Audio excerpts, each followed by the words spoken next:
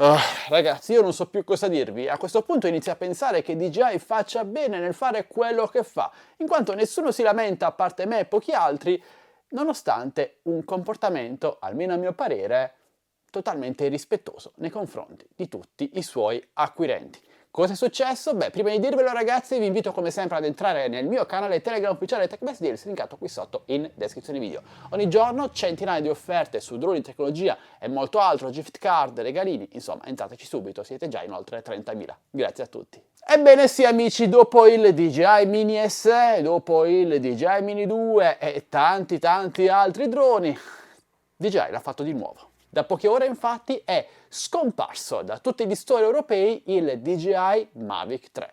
Cosa intendo con scomparso? Intendo che non è più possibile acquistarlo, in quanto risulta fuori stock. Per quale motivo?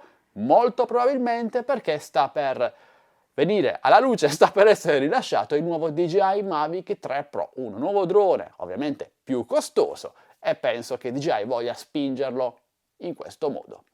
Ma il problema, sapete qual è ragazzi? Che il DJI Mavic 3 è un drone che è stato lanciato sul mercato 1 anno e mezzo fa e io penso che chi ha acquistato il DJI Mavic 3 all'uscita pagandolo 2000 euro e passa in base alla versione, si sente un po' fregato.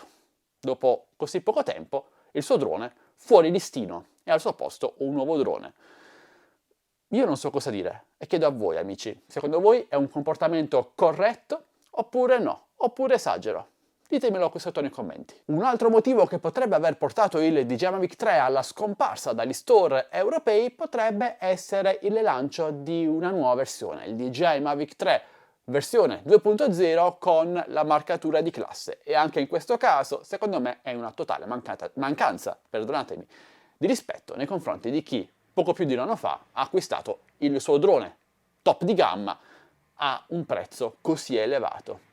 Non stiamo parlando di un giocattolino da 100 euro, ma di prodotti professionali che dovrebbero essere comunque supportati nel tempo. E proprio per quanto riguarda il supporto, spero che batterie, eliche originali e tutto il resto, insomma, non cessi di esistere insieme al drone, perché sarebbe anche questa la ciliegina sulla torta, la goccia che fa traboccare il vaso. Vedetela un po' come preferite amici, ditemi cosa ne pensate qui sotto nei commenti. Io continuo a credere che la politica DJI sia totalmente sbagliata, almeno per quanto riguarda il rapporto con la sua clientela. Invece di fidelizzarsi va a rompere il mercato, a scomporlo in questa maniera. Va bene oppure no? Boh, dite la vostra. Un bel like per supportarmi, iscrivetevi al canale, siamo già oltre 90.400, ho perso il conto, grazie a tutti, io vi saluto e vi do appuntamento al mio prossimo video, sempre che voi vogliate, sempre qui su Addicted to Tech. Alla prossima, ciao ragazzi!